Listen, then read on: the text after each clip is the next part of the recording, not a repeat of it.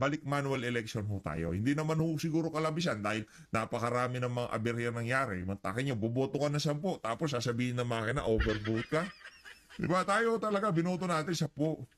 No? Kaya medyo alanganin ho talaga tayo dito na kung ito pa rin ang gagamiting sistema sa 2024, malamang marami pa rin hong mga kabalaghang mangyayari dyan. Tuloy natin. Kapag manloko ang COMELEC ng data, huli agad ng transparency server. Pero anong ginawa ninyo? Rinases muna ninyo sa gitna para posible na ngayon na mabago yung pumunta sa transparency server. Therefore, posible na ngayon na yung mga nilabas ninyo sa inyong mga COMELEC servers ay manipulated na rin. Kayo na rin mismo ang naglabas ng mga VPN logs na yan at nakita ko na merong mga connection doon sa mga server ng before 7 PM COMELEC. Hindi nyo po maitatanggi. Kayo po mismo ang gumawa ng sarili ninyong pag-amin. Hindi nyo kayang palusutan yan ng kahit na anong explanation dahil ang taong bayan ay naiintindihan po nila ang mga paliwanag ni Atty.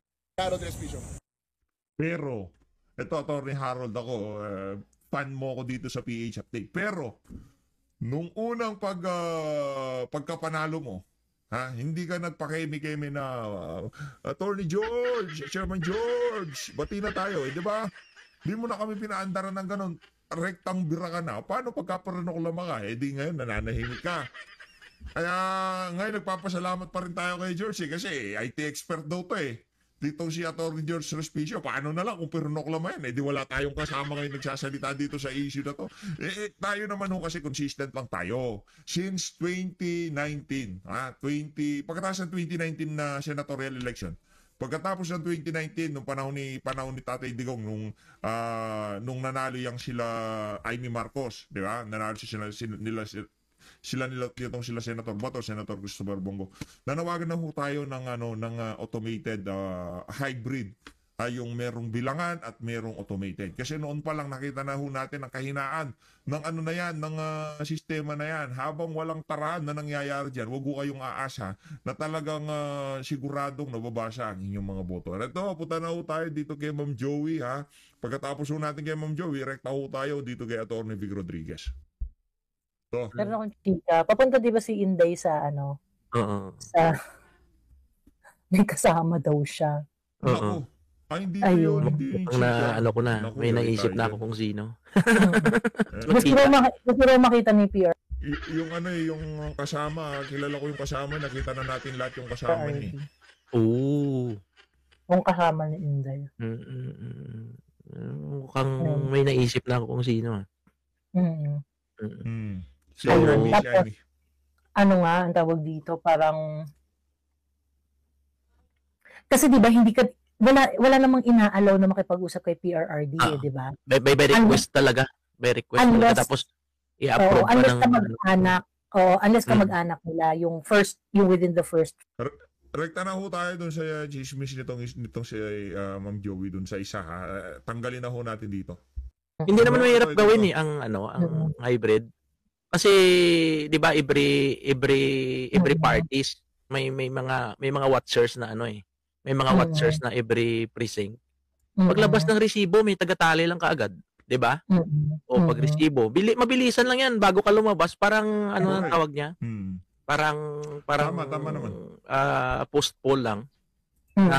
Paglabas ng resibo, tally lang, mabilis lang naman 'yan Kasi watcher naman lahat, tingnan ng pareho watcher. Sana magbitawan ng PDP yung election advocacy nila. To be fair, mahirap mag-advocate dito sa sa reform ng election system. Kasi walang reward diyan Walang reward diyan. Paano ka magkaka-reward? Di ba, hindi ka naman makakuha ng position kasi nga gusto mong ang kine-question mo yung election system itself, di ba?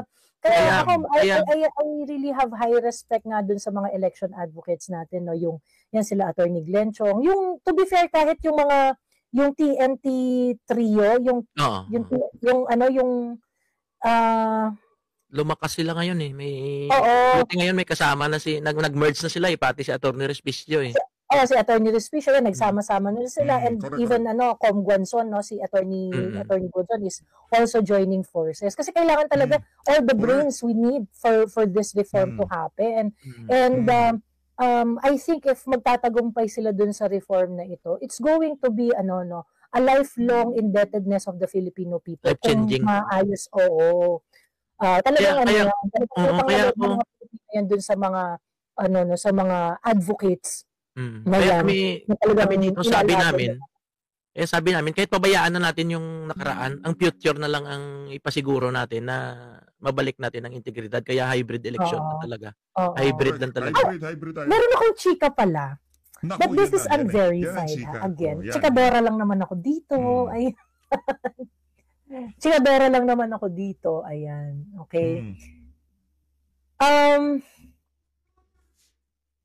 Di ba merong dalawang watcher, dalawang grupo? Di ko na napapangalanan para medyo kunwari nakakalito. Ayan.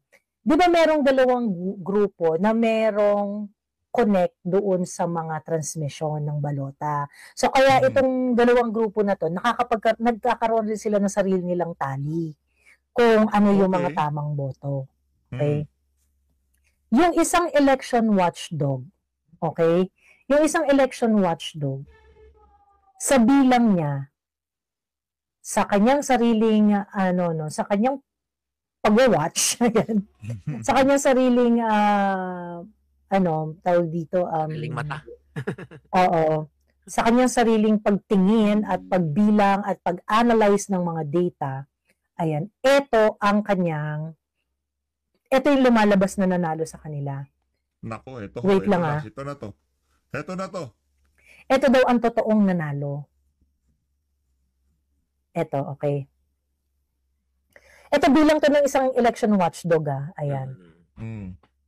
Dalawa yan sila eh. Number 1, Bongo. Number 2, De La Rosa. Number 3, Marcoleta. Ang dami kong pasabog ngayong araw na to, no? Maliwanag pa ho sa sikat ng araw, di ho number 2, itong si Bam Aquino. Wala ho siya doon, mga kababayan. Si Senator Bato de la Rosa ang number 2. Ano ho yun? Ika nga, protest vote ho talaga eh. Yung dalawa sa mga malapit kay dating Pangulong Rodrigo Duterte, sila ho yung pinakamalaki ang boto doon sa nagdaang election. Kung talagang sinunod yung kagustuhan ng sambayan ng Pilipino. Hindi ho yun ang nasunod. Ang nasunod ho ang kagustuhan nitong si George Garcia. Ayan. Ito yung galing sa isang election watchdog. Number 1, Bongo. Number 2, De La Rosa. Number 3, Marcoleta. Number 4, Lacson. Number 5, Tulfo Erwin. Number 6, Tito Soto.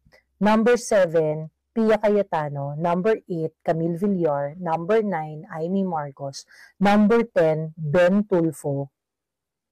Number 11, Bong Revilla. Number 12, Lito Lapid. Walang Kiko Bam. Walang Kiko Bam. Si Kiko Pangilinan ay number 16, si Bam Aquino is number 14. Number 13 si Abby Binay. Ayan. Si Jimmy Bondoc is number 16. Ayan. Tapos number 17 si Vic Rodriguez. Sa bilang ito, ito yung result kung yung kumbaga parang yung tamang bilang. Yan yung tali nitong isang election watchdog. Quick count yan nila. Oo, nung isang election watchdog, gano'n. Pero itong election watchdog na to, hindi nagsasalita. Kasi pumasok yung kanilang kandidato. Kasi pumasok yung kanilang kandidato. So, alam nyo na. Diba? Alam nyo na. Kasi pumasok si Kiko Bam, kaya hindi sila nagsasalita. Pero hindi ho talaga yun ang tunay na resulta ng nagdaang election. Hindi talaga, kahit sa akin sa assessment ko dito sa amin, sa situation namin sa OFW, hindi ko talaga matanggap na papasok yung dalawa eh. Pero sabi ko, bakit pumasok sa OFW voting, bakit pumasok pa sila? Kahit maraming mga makakaliwa dito, pero sabi ko, hindi ganon. Oo. Ayun. So, ayun, yun ang dyan, yun ang yun ang chika.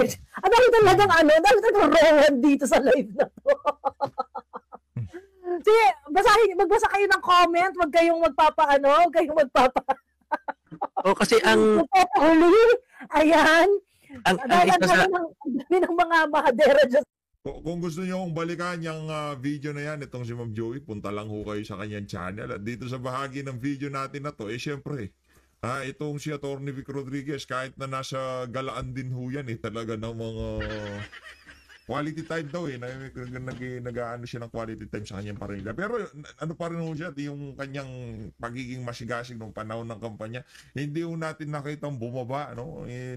Yung iba kasi medyo bumaba na intensity ng mga birada nila nung mga panahon ng kampanya. Ngayong mga panahon na to, di na natin nakikita. So si Atty. Vic, tuloy-tuloy pa rin noong arangga. Wala ako, parang walang nangyari. Parang walang nangyari dito kay Atty. Vic Rodriguez. Yan naman ang isa sa kinabibilabay natin dito kay Atty. Vic. Warning ha, ito ang babala ni Atty. Vic Rodriguez. Pakinggan natin na sabay-sabay. Pag meron pong malaking undertaking o proyekto o isang kampanya, pagkatapos po talaga nun ay bumabawi ako ng oras sa aking pamilya and I spend time with them, nagpapahinga kasama sila hanggat maaari, ibigay yung lahat ng oras at panahon sa kanila. Subalit, ang dami nga po naghahanap sa akin, nakakabot naman po yung pangumusta at ito nababasa ko rin. Kamusta po kayong lahat? I hope all of you are doing well. Today is Wednesday, May 28 at hayaan po ninyong samahan ko kayo panandali sa inyong panananghalian. At meron ho tayong 300 plus live viewers. Marami pong salamat. At kay Maria Mitos at kay Mary Claire Morales, marami pong salamat. Kay Mr. Dreamer, hindi ko na nababasa lahat, pati mensahe nyo. Kung ano na lang kung makita kong mga pangalan na lumalabas dito, si Forevermore, share the lives. Pakitulungan po ninyo. At yung atin pong YouTube channel ay bukas na rin sapagkat usong-uso po ngayon yung pagte-take down ng channel, lalo na yung nagpapahayag ng kritisismo laban sa maraming maling polisiya ng kasalukuyang administrasyon. Tinitake down po yan. Kaya po tayo ay nagfo-foresighting. Meron po tayo dito sa ating pahina, yung ating pong may blue badge at yung ating pong YouTube channel. Sana ho ay matulungan din ninyo mag-like, share, and subscribe po kayo. At ito nga po tayo. At sabi ko po sa inyo, last week pa, cosmetic change. Sabi sa inyo cosmetic change. Hanggang ngayon, isang linggo na, wala pa rin makikitang makabagong pagpapalit. Diyan sa ikinagalit ng palasyo ng Malacanang, doon sa aking naging pahayag na pakitang tao o cosmetic change lamang. Iyang sinasabing reboot o revamp. Anong reboot o revamp? Yung nagbigay ng zero funding sa PhilHealth, intact po sila. Yung nagsalaula sa ating 2025 national budget, wag po niyong kalilimutan, intact po sila. Yung kumuha ng 60 billion pesos ng PhilHealth last year, intact po sila. Kanya dito natin makikita na cosmetic change lamang po talaga yung naganap na sinasabing reboot o revamp ng kanyang gabinete. Huwag po tayong maniwala roon. Ngayon, yung mga nagagalit, siguro po dahil simula pa lamang ng pag-anunsyo ng balasa ay nabisto na wala pong patutunguhang seryosong revamp o reboot yan. Sapagkat yung mismong problema, yung mga nagpapirma kay Bongbong Marcos ng illegal, invalid, unconstitutional 2025 national budget, intact po sila Yung nagbigay po ng zero funding sa PhilHealth ngayon 2025, intact po sila. Yung kumuha po ng 60 billion pesos na pera ninyong mamamayang Pilipino ng ordinaryong manggagawang Pilipino, intact po sila. At dito nga po sa ating pahinang Tinig, Maisog. Maganda po yung naging column ni Bobby Tiglao. Pakisubaybayan po ninyo, pakibasa po ninyo. Yung travel warning ng Estados Unidos. Itong pinagbibida na matagal na raw nating alyado, pinaglalaban tayo, nag-issue po ng travel warning na huwag bimahe dyan sa Mindanao. At ikinagalit naman, syempre, ng aking primo, si Congressman Rufus Rodriguez ng Cagayan de Oro City. At sinasabi nga niya, huwag tayong padalos-dalos. Bakit nag-issue ng travel warning? It will impact on the tourism ng ating bansa. Hindi lamang yung mga banyagang travelers o bisita, hindi lamang yung mga taga-Estados Unidos. Sapagkat alam naman natin, pag nag-issue ng travel warning o travel advisory ang Estados Unidos, sinusundan din yan ng ibang bansa, ng ibang nationality o nag-issue ang Estados Unidos. Wag daw po tayong bumahe dyan sa Mindanao sa lugar na nabanggit sa kanilang travel warning o travel advisory sapagkat delikado. Hindi lamang ho tayo apektado dyan doon sa mga biyahero o bakasyonistang taga-Estados Unidos. Pati po yung mga ibang nationality, siyempre, mababahala. Mismong Estados Unidos na ang nag-issue eh. Talaga naman, hindi natin matatanggal. Sila'y pinakikinggan, sila'y sinusundan. Ganun din, it will also have an impact on our domestic tourism, yung ating mga domestic travelers. Sapagkat mangangamba, meron pong travel warning eh.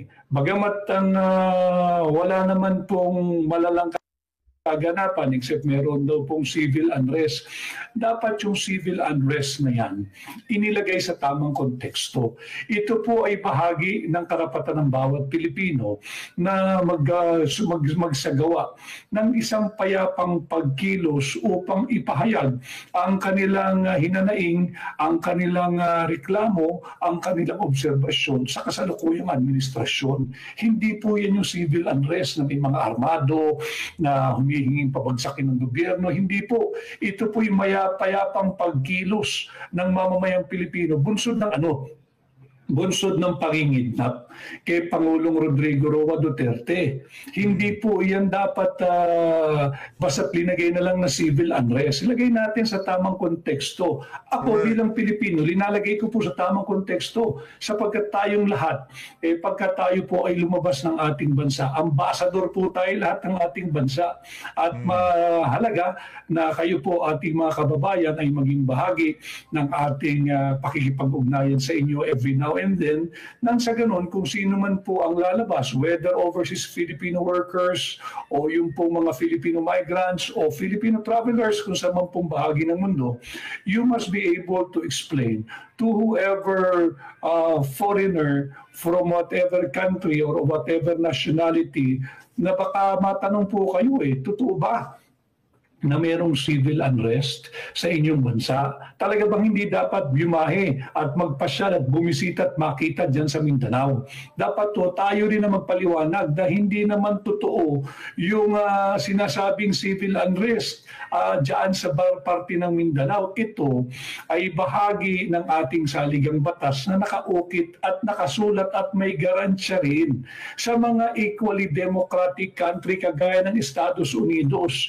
Diyan nga sa Estados Unidos, mas violente po yung mga pagkilos protesta nilang ginagawa kung iahambing mo sa atin itong recent rallies na pinapakita natin yung ating hindi pagsang-ayon sa pangingidnap kay Pangulong Rodrigo Roa Duterte. Kaya ito po ay ilagay natin sa tamang konteksto at malaking halaga po ang mawawala sa ating turismo. Tama si Bobby Tiglao, yung napakagaling at respetadong kolumnista ng isang broadsheet, yung isang pahayagan. Sinasabi niya, dapat magpaliwanag yung Estados Unidos, anong basihan ninyo? Bakit kayo bigla nag-issue ng travel warning or travel advisory?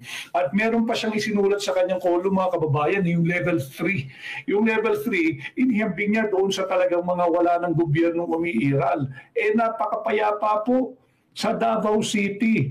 Napakaganda po sa Cagayan de Oro City. Diyan sa Malaybalay, napakaganda po diyan sa Bukidnon. Para po kayong wala sa Pilipinas pagka yan ay binisita ninyo. Kanya unfair sa ating mga Pilipino na mag-i-issue lamang ng ganoon basta-basta ang Estados Unidos. Akala ko ba aliado tayo? At nag-issue ng travel warning or travel advisory. Pero sige naman sila padala ng sundalo nila rito. Sige sila padala ng mga gamit pangdigma nila dito. Sige sila padala ng mga yung malalaking missiles nila na kayang umabot sa ating kapitbahay na China. And speaking of China, marami pong dalawang credible information po ang nakarating sa akin na patuloy na mag-i-escalate yung naratibo ng gobyerno at ng mga kanilang propagandista na yung mga nagpapahayag po ng hindi pagsang-ayon sa maraming maling polisiya ng gobyerno, they will brand it as pro-China. Pro-China po ang magiging branding. And siguro, si esteemed columnist Bobby Tiglao ay matagal lang sinasabing pro-China. At ako raw po, ayoko namang gawing bahagi ng istorya ko ang aking sarili sa aking pakipag-ugnayan sa inyo. Pinapabot ko lang mo sa inyo na may nagsabi na sa akin. Tayo raw po ay kasama doon sa mga personalidad na ibabansagan o tatatakang pro-China. Hindi po ako pro-China. Ako po ay pro-peace. Yan po ang ako po ay pro. Tayo rin ho dito sa PH Update, kailanman ho hindi ho tayo magiging pro-China, ha? Hindi ho, kailanman hindi ho tayo magiging ganyan. Tayo pro-peace.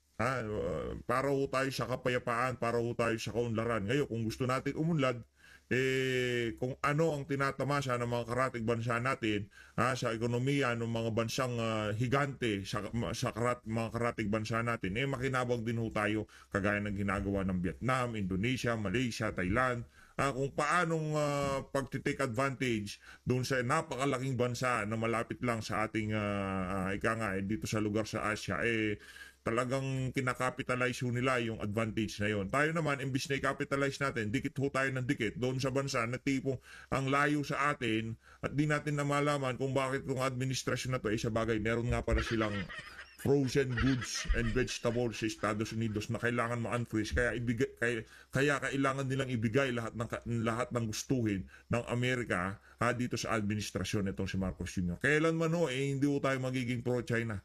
Pro-Philippines tayo dito, mga kababayan. Pro-peace, pro-kapayapaan, pro-Filipino. Hindi po ako pro-US, excuse me. Hindi rin ako pro-China. Ako po ay pro-Filipino. At yung mga bumabay. Lalong-lalo nang hindi ho tayo pro-war dito dahil meron ho tayong mga anak na ang tanging meron tayo Pilipinas. Hindi ho kagaya ng mga mayayaman dyan na inuurat ho nila yung issue na yan na talagang kulang na lang gusto na ho nilang magkaroon ng digmaan. Hindi ho natin, para makapagdeklara sila ng mga bagay-bagay na nadeklara ng mga nakalipas na panahon dahil nagkaroon ng ganyang klaseng problema. Yung na yan, playbook na yan, strategiya ho yan ng mga Marcos, ng mga bangag, di ba? Yung si Marcos Sr., nagdeklara ho siya noon kasi hindi ho basta-basta pwede magdeklara ng ganon pagka hindi na-fulfill yung mga kondisyon na nakabase sa ating saligang batas. Ngayon, kailangan ho nilang ipilit na ma-fulfill yung yung isa sa mga kondisyon para madeklara yung bagay na yan na talagang para ma-solidify itong si Marcos Jr. sa kanyang pwesto. Yun lang naman ho yun, mga kababayan. Hindi ho sa interes ng Pilipinas. Hindi ho sa para makuha natin yung mga para sa atin dyan sa mga pinag-aagawang isla na yan. Hindi ho. Kung sakaling magkaroon ng problema, maidideklara niya na yung bagay na tagal-tagal niya nang gustong maideklara. At kung sakaling deklara niya yun nang wala sa oras, nang kulang ang mga dahilan, babansagan siyang diktador. Babansag at ang ating mga kababayan magpa-flashback sa utak ng ating mga kababayan yung ginawa ng matandang Marcos at hindi ho magandang imahe yun para dito kay Marcos Sr. Kaya kung kailangan niya, kung magdideklara man siya ng bagay na yun, dapat talagang yung rason pagkakasunduan ng sambayan ng Pilipino o magiging popular sa karamihan ng mga Pilipino. Kahit ano pa yung dahilan na yan, basta dapat maging maging katanggap-tanggap sa sambayan ng Pilipino. Kung yan hindi katanggap-tanggap, hindi mo nila gagamitin yan para ideklara yung gustong ideklara nitong si Marcos Jr. Dito sa naratibo na pagka nagpahayag ng pagbati ko sa gobyerno sa pagpapahintulot sa paglaganap ng base militar ng Estados Unidos sa ating bansa at pagpapahintulot na ginagawang forward military or operating base ang ating buong bansa ng Estados Unidos at ang kanilang pag-i-escalate ng friction diyan sa China, sinasabi po nila agad na pro-China. Hindi po, ako po at maraming kagaya ko, kagaya ni Bobby Tiglao, kagaya nila Daniel Long, kami po ay pro-Filipino. Ayaw po namin ng digmaan at alam ko, ayaw nyo rin ng digmaan sapagkat wala pong nananalo dyan. Paramihan lang ng namamatay at mamamatayan dyan sa digmaan na yan. Kaya po natin tinututulan, linalabanan ang pagpapalaganap ng US military bases sa ating bansa. Ilinalagay lang po natin sa tamang konteksto. Dahil po nag-travel warning ang Estados Unidos, turo lang po ng turo yan pero hindi nila silipin ang kanilang sarili. Ano ba ginagawa ninyo sa aming bansa? Bakit patuloy kayo nagpapadala ng sundalo, nagpapadala kayo ng armas militar, ng armas man pandigma, ng gamit pandigma? Nariyan na. Dire-diretso ko lang ho itong si Atty. Vic, no? Wala na ho tayong masasabi sa mga punto de vista nitong si Atty. Vic. Tuloy-tuloy lang ho natin. Pakinggan nyo ho yung mga babala nitong si Atty. Vic Rodriguez dito sa video na to. Tuloy-tuloy lang ho. Nakakalat na ang mga base militar ng Estados Unidos sa ating bansa. Wala pong mahihita ang mga kapwa ko Pilipino diyan sa tinatahak ninyong landas na papunta na sa isang armadong konfrontasyon laban sa kapwa ninyo superpower. Alam mo ninyo, ito sinabi rin ito ni Bongbong Marcos noong kami nangangampanya noong 2022, pagka bumahing daw ang China o ang Estados Unidos, mabubura sa Pilipinas, mabubura sa mapa ang Pilipinas. Totoo po iyon. Kanya dapat umiwas tayo. Huwag tayong magpagamit, huwag tayong magpakaladkad diyan sa interes ng ating banyagang alihado. Hindi po pagiging pro-China ang pagkakaroon ng ganitong posisyon. Ang posisyon po ng hakbang ng maisog, we are advocating for transparency. We are advocating for accountability. We are advocating for peace. We do not want war. We do not need war. War will only bring us endless suffering. War will only result to millions of deaths sa ating mga Pilipino, whether tama ng bala o tama ng nabagsakan ng bomba or gutom. Unahin po muna natin yung food security. Unahin po muna natin, mapapakain natin ng murang bigas ang ating mga kababayan. Huwag po tayong tumahak dyan sa laro ng Estados Unidos. Delikado po iyan.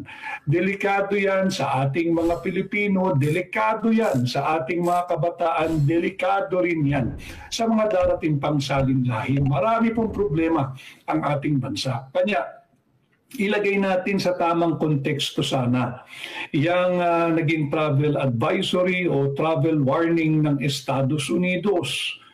Yung sinasabing wag pupunta diyan sa parte ng Mindanao. Kaya tama po yung naging positioning at pahayag at paninindigan ng isa ring maisog si Congressman Rufus Rodriguez, ang aking primo, na dapat patawag yung ambassador ng Estados Unidos pagpaliwanagin ano itong travel advisory na linabas ninyo na wag magpunta sa Mindanao at delikado sa Mindanao. Napakapayapa po ang Davao City. Ang ganda po sa General Santos. Galing lamang po ako doon last week kung saan ako ay nakibahagi sa simpleng Thanksgiving ni Congresswoman Shirley Banyas na nanalo po bilang kongresista. Kasama ko yung mga mamamayan doon at sila'y nagdiriwang. Payapa po at tahimik At ganun din po sa Davao City. Galing din po ako doon. Galing din po ako kamakailan dyan sa Malaybalay, sa Bukidnon at dyan din po sa Cagayan de Oro. Sa ano ang pinaguhugutan ng travel warning o travel advisory ng Estados Unidos na yan. Imbis na tayo'y tulungan, makapaghikayat pa ho tayo ng maraming turista, ng maraming bisita, at ng maraming mamumuhunan sana, ang nangyayari po, iwasan daw ang ilang lugar sa Mindanao. Delikado po yan sa ating ekonomiya. Masama na nga po lagay ng ekonomiya ng Pilipinas, mag-i-issue pa ng ganyan travel warning ang Estados Unidos. Bukod pa dun sa mga tariff impositions na kanilang pinaggagawa na tumatamat nakaka-apekto din po sa ating mga exporters, syempre doon din sa ating mga importers. Kaya po, galit pa po sa mga Duterte. Marahil, yan po. At marahil nga po, kaya nag-i-issue ng travel warning dyan sa Mindanao.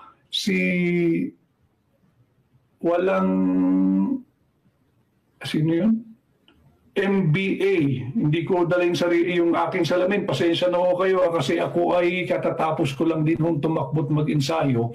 Sinamantala ko lang, sakto, manananghali po kayo. Samahan ko ho muna kayo habang tayo ay on break pare-pareho. Kayo po ay on break sa inyong trabaho and you're having your lunch now. Samahan ko po kayo.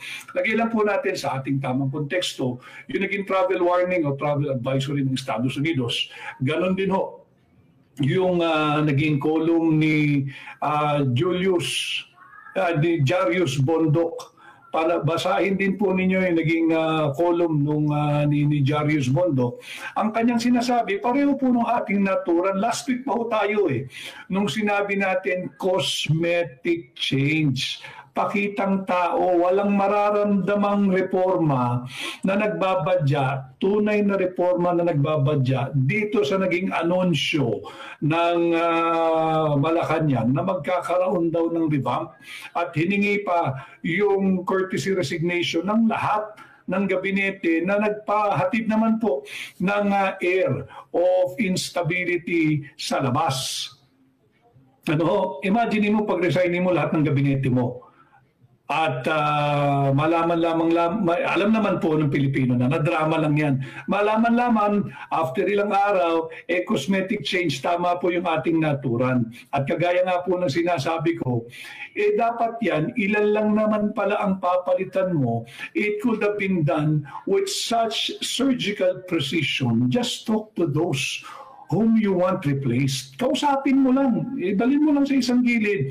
Pahinga ka muna at ito, underperforming ka or non-performing ka o maraming issues sa'yo. Pero yung drama na humingi ka ng resignation ng entire cabinet, courtesy resignation, kahit pa courtesy yan. It's a resignation. Pero mahina po yun, dapat irrevocable para talaga maramdaman ng Pilipino yung direksyon na may iaasahan po at least for the next 3 years, kalahati ng kanyang termino na tunay na pagbabago. Kay Friendly Boy, follow the live creator. Marami pong salamat. Hindi ko mabasa, pasensya na kayo ha. Hindi ko daling salamin ko Kay Daddy The TV, hindi po nasayang yung boto ninyo. Huwag po kayong masisiraan at manghihinaan ng loob. At mayroon pong panahon muli para dyan.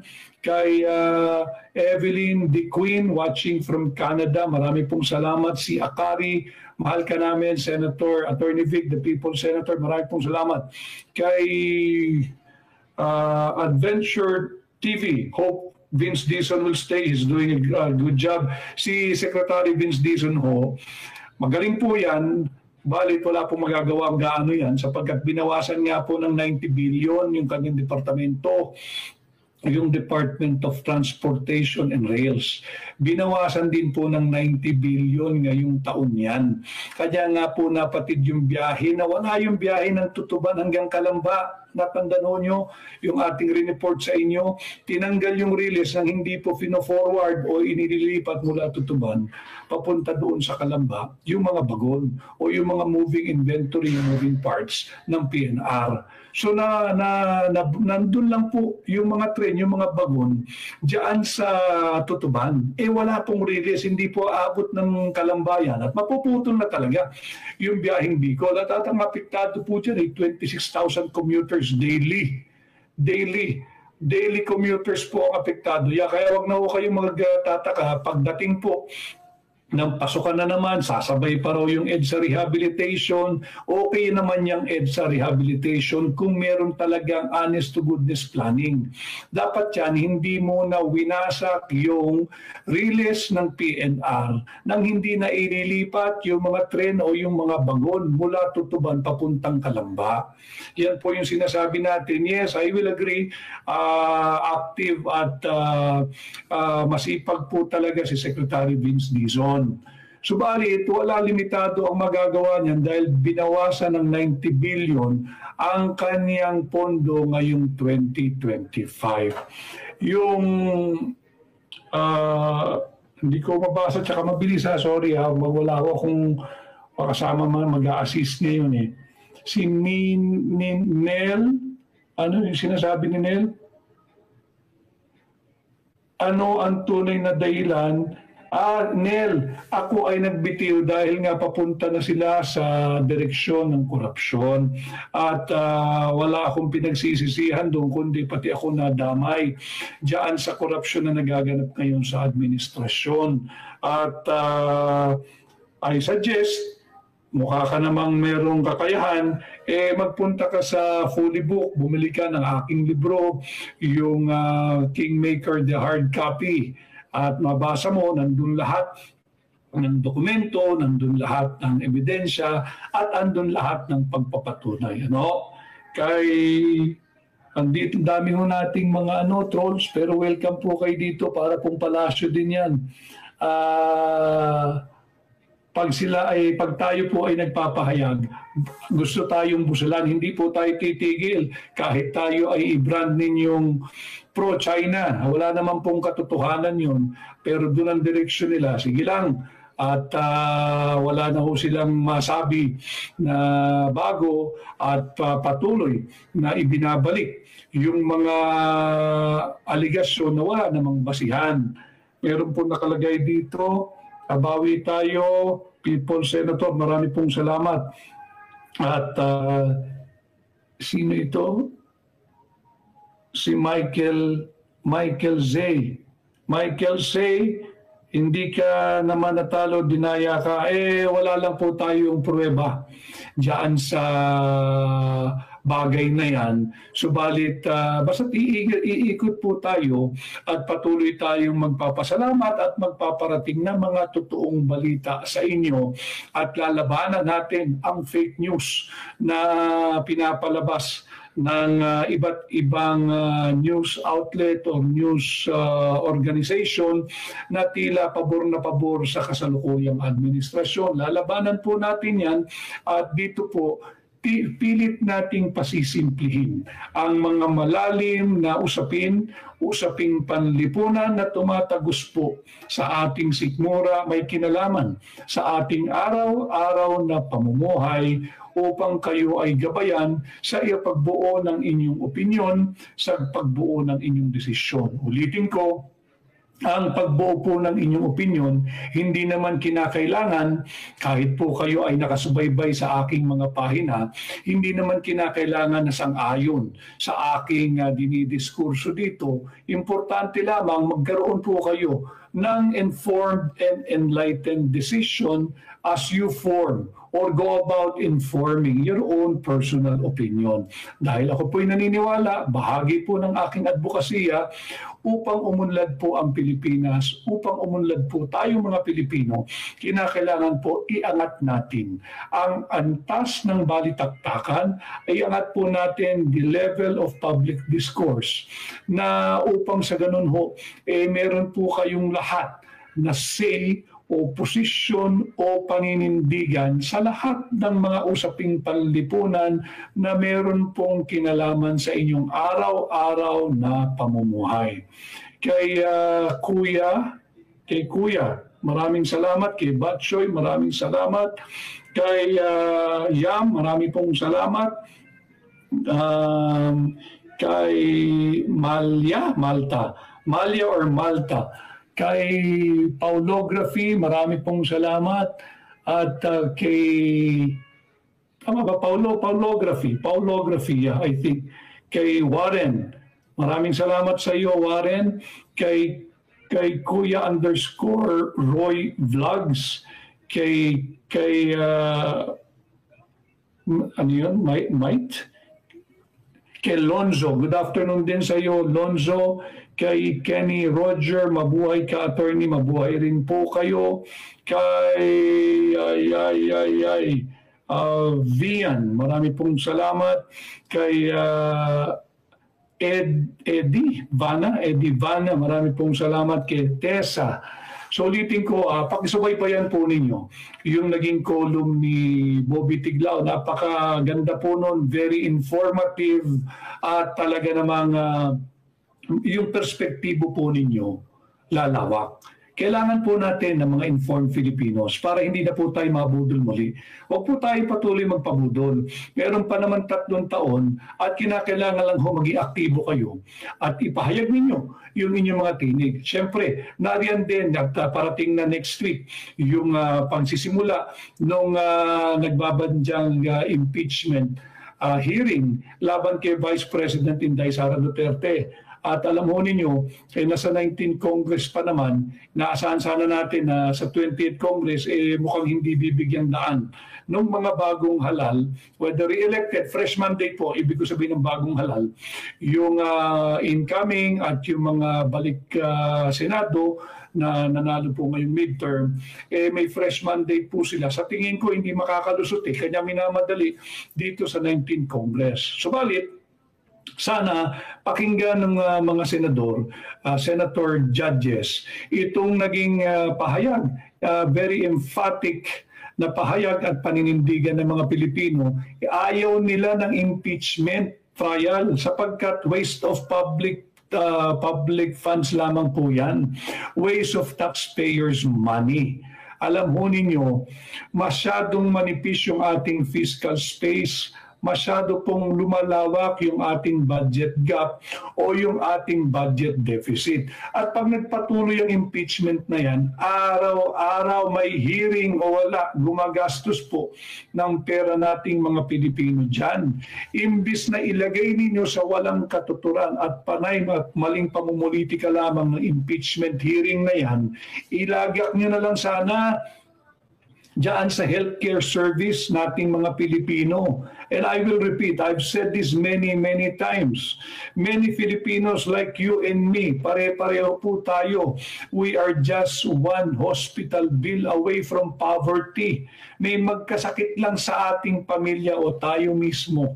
Nanganganib na tayo ay mauwi sa extreme poverty sapagkat wala tayong kakayahan magbayad ng napakamahal na hospitalization fees. Napakamahal po ng gamot. Kanya imbis na sayangin natin yung napakalimitadong pondo nating mga Pilipino diyan sa walang katuturan at napakamaling uri at napakaruming uri ng pamumulitika gamit ang impeachment process. Ilagak na lang po natin diyan sa ating healthcare. Palakasin na lang natin yung ating health insurance system at magbigay na lang tayo ng murang makakain sa ating mga kababayan. Kausapin na lang ng gobyerno yung Estados Unidos. Ano ba ito? Itong travel warning mo, akala ko ba aliado tayo? Bakit ka nag-i-issue ng travel warning nang wala namang basihan? At kagaya nga po na sinasabi ko, ako po hindi po ako anti at hindi rin po ako pro-US. Ako po ay pro-Filipino. Yung binibida nila, binobola po tayo, binibilog ang ating ulo, binubudol tayo, na matagal na raw po tayong aliado at tayo hindi pababayaan. Tingnan nyo lamang ho, yung proseso ng pag-apply ng visa. Bakit kinakailangan tayo magbayad? Kung tayo ay co-equal, kung tayo po ay tinatratong aliado, tayo po ay brother, sabi nga po nila, bakit kinakailangan magbayad tayo tuwing tayo nag-a-apply ng visa papuntang Amerika. Samantalang ang mga Amerikano nakakalabas-masok po sa Pilipinas ng visa-free. Nasaan po yung pagkakapantay-pantay? Akala ko ba brothers tayo? Tapos ngayon, mag-i-issue po kayo ng travel advisory na may wag biumahi ang inyong mga mamamayan diyan sa Mindanao. Karapatan po nyo gabayan at sabihan ang inyong mamamayan. Pero dapat meron din kayo accountability at dapat mas maging responsable kayo. Sapagkat pag nag-issue po ng travel advisory ang Estados Unidos, sinusundan at binabasa at very persuasive po yan sa mga ibang nationality, sa mga ibang countries. Pati dito sa domestic tourism, susundin po yan. Sapagkat alam naman po natin na matagal na nga po tayong magkakasama, matagal na nating alyado at meron po silang very persuasive effect sa ating mga kababayan, at least doon sa malaking bahagi ng ating kababayan. Subalit, kagaya nga po ng ating pagla-live na pakikipag-ugnayan po sa inyo, dapat po meron kayong informed and enlightened and intelligent decision-making as you form about your own opinion.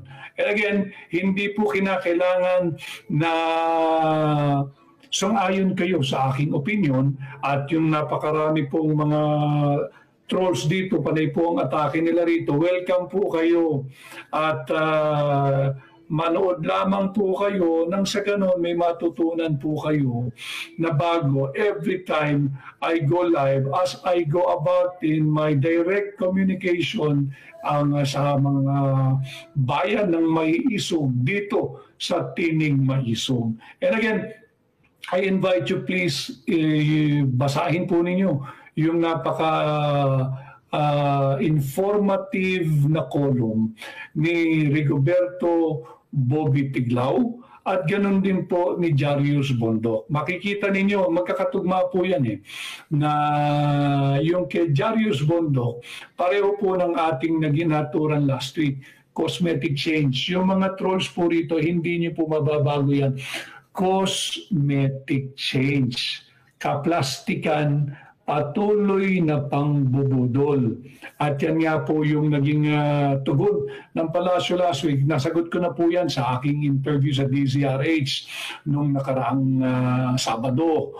At ulitin ko lamang po dito, alam po ninyo, karapatan po ng lahat ng Pilipino magpahayag at magbigay ng kanyang opinyon sa kung ano man ang nagiging desisyon o patakaran o polisiya ng administrasyon. Bakit kanyo?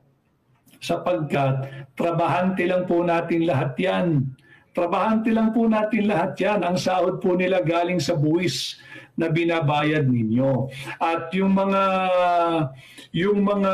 wala pong trabaho, baka akala po ninyo, hindi kayo kasali dyan sa pagbabayad ng buwis. Nagkakamali po kayo. Every time you buy something na meron pong VAT, yung value-added tax, every time na meron po kayo nagpapakarga ng krudo o ng gasolina o ng kerosene, tuwing bumibili po kayo ng mga LPG, yung mga gas panluto, meron pong buwis yun. Kasali po kayo dyan sa nation building. Kaya wag po tayong huwag niyo pong isipin na wala kayong perang kabahagi diyan sa sinasahod ng mga trabahante natin sa gobyerno. At yung mga kritiko, welcome po kayo dito. Welcome po kayo dito. Feel free to express your angsts. Feel free to express your anger, your disappointment, yung inyong kontra-opinion sa akin. Libre po, mag-share po kayo dito. Welcome po kayo dito. Hindi ko po kayo isi-censor, hindi ko po kayo isi-censure, hindi ko rin po kayo ipagbabawal, hindi rin ko kayo ibaban. Welcome po kayo rito. Nang sa ganon, meron din po, kung meron, pero parang wala akong mapupulot sa inyo. But welcome ho kayo rito para kayo naman ang may mapulot na aral at dagdag kaalaman at karunungan mula po sa akin. In my own humble way of sharing yung aking pong mga maliit na nalalaman at kaalaman pagdating po sa mga importanteng usaping panlipunan. So welcome po kayo dyan, and ang dami po ang daming adik, natatakot na po kami. i-message niyo po ulit para mabasa ko. Do you plan again to run for Senate sa 2028? 3 taon pa po yan. Atin pong wag muna tayong sumagot ngayon. Napakaaga pa ho. Ang dami ngayong mga adik natatakot na po kami, baka kami mabiktima nila. Yun nga po, tumataas nga po yung kriminalidad. At ito na naman, huwag sana ikagalit ng mga nasa gobyerno. Take it constructively, ladies and gentlemen. Take it constructively, kapulutan ninyo ng aral para habang kayo ay nagpaplano ng estratehiya para labanan yung droga, para labanan yung kriminalidad, hindi po yung pag may nagpapakagaya po ng mga netizens dito, ay sinasabi po nila na tumataas yung incidence ng criminality at lumalawak na naman yung paglaganap ng droga. Huwag po niyo ikagagalit. Mamamayang Pilipino po yan eh. Hindi naman po kayo mga hari na hindi pwedeng batikusin. Pakinggan po ninyo.